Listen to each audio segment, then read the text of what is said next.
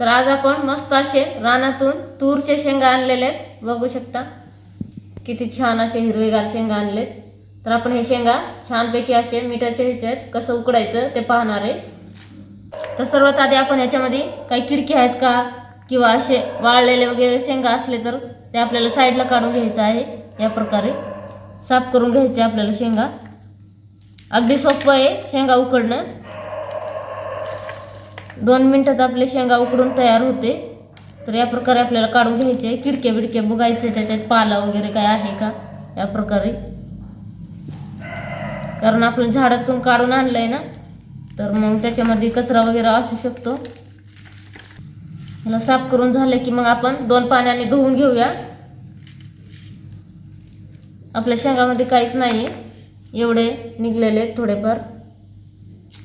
तर आता आपण उकडायला घेऊया, धुवून घेऊया सर्वात आधी आपण। या प्रकारे आपल्याला 2 पाण्याने स्वच्छ अशा शेंगा धुवून घ्यायच्या आधी। ह्या शेंगा खाण्यासाठी एकदम मस्त असं चविष्ट आणि पौष्टिक पण आहे।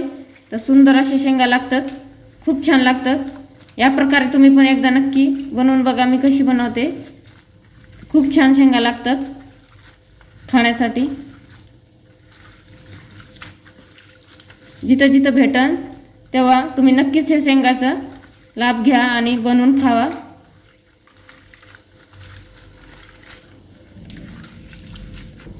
पाहू शकता पाणीमध्ये किती आपला घाण निघलेला आहे शेंगाचं।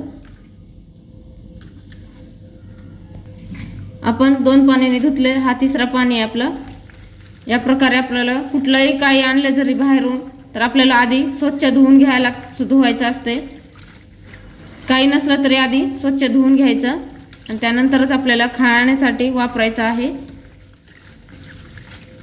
आता आपण इथं या शेंगा कुकरमध्ये उकडणार आहे, जेणेकरून 2 मिनिटात झटपट तयार होईल।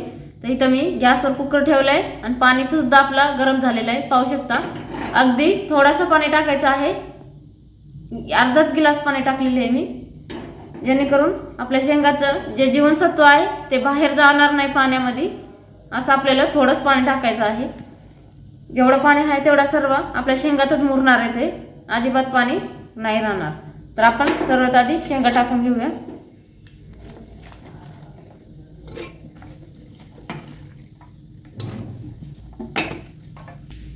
इथं मी माझ्या अंदाजाने माझे 1 ताट शेंगा होते, त्याला अर्धा गिलास पाणी टाकले। तुमच्या जास्त कमी शेंगा असेल तर पाणी त्या अंदाजाने तुम्ही जास्त कमी टाकू शकता।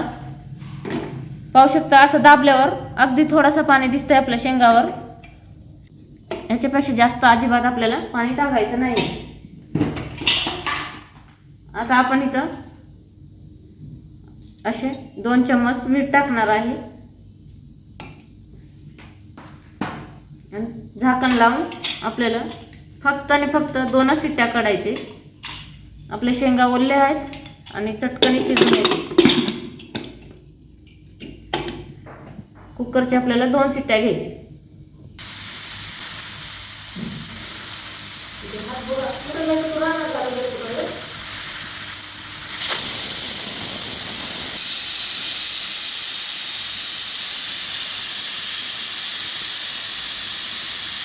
तर फ्रेंड्स, आपण आता 2 शिट्टी काढून घेतलेल्या आहेत, पाहूया आपले शेंगा शिजलेत का नाही।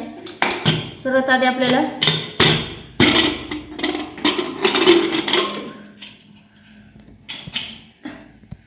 पाहू शकता, आपण आता 1 2 3 शेंगा काढूया आणि चेक करून बघूया शिजलेत का नाही। पाहू शकता या प्रकारे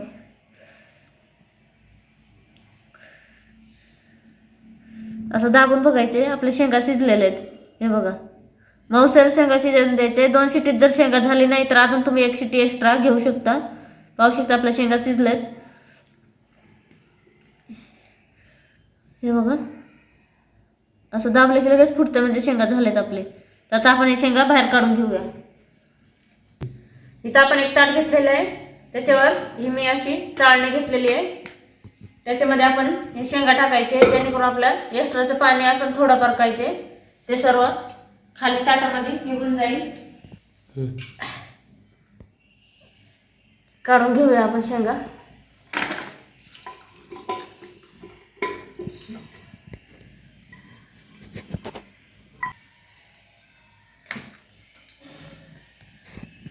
पाहू शकता आपल्याला पाणी एकदम अगदी थोडंसंच राहिलंय, जास्त काही पाणी उरलेलं नाही. हे बघा एवढंच.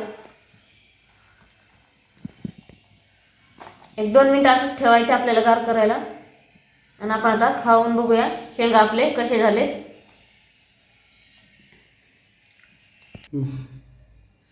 हे बघा आपले मस्त शेंगा शिजलेले आहेत.